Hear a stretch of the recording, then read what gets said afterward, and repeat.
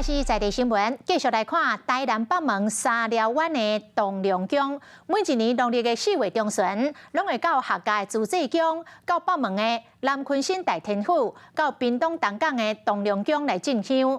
也毋过，这个活动因为进前疫情停办2年，今年伫6月要恢复举行，欢迎大家做伙来参与。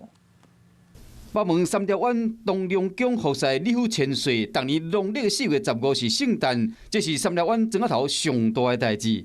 过去因为疫情关系停办2档的祈安游景甲进香，今年要继续举办。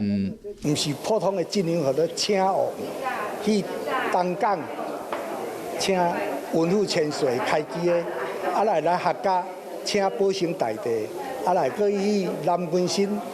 哦，我来俗请哦，吼，去南昆请5府千岁万仙爷不走嘛。